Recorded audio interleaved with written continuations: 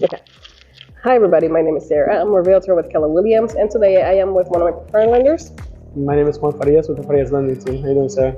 Yeah, we're doing good. So today we're debunking some of the myths, talking about a little bit about lending, most of the questions that people do have during the buying process, before, during, after. And yeah, and a little bit about you.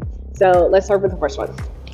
Another thing that people do come and ask me is they're waiting to have like a perfect credit score, and they're unsure what the perfect credit score is. Well, but they're always shooting to have a perfect credit score. What is behind that? It's actually a good goal to have, but it's not realistic all the time, and you don't need to have a perfect credit score. People and this is an example. People in 2020 with not the best credit could have got a lower interest rate, and now you have a perfect credit score. You got an 800, but the rate went up 2 times as much. So the perfect time to buy is when you're available, because remember, when you fix your credit score goes up, the house appreciates. You can always refinance and get a better rate. Yeah. Most people do think they are not able to buy if they have, let's say, 640 or something like that. I know you can do mortgages as low as what? 580. 580. Yeah. But just keep this into perspective.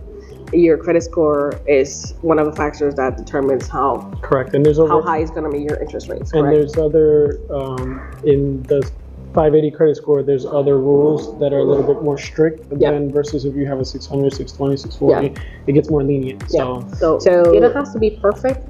We can go as low. Going lower always looks riskier and has a consequence, but it doesn't have to be perfect. Okay. There are different programs that there are different programs out there. We're going to talk about it as well.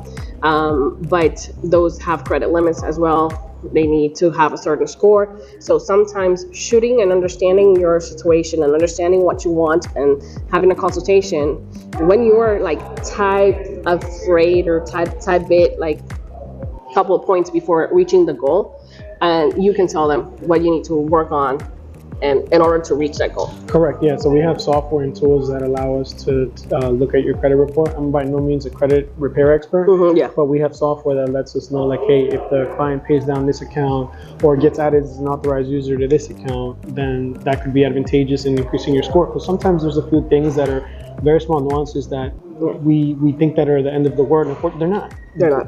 Yeah, and just because you've had a bankruptcy or you've had other events that happen doesn't mean you can't buy a house. Life happens. Maybe you got sick and you couldn't work or that. So we can definitely work around all those circumstances and situations. There are requirements. Granted, like what Sarah's trying to say is that the lower it is, the more requirements going to need from you in terms of having extra money, having reserves.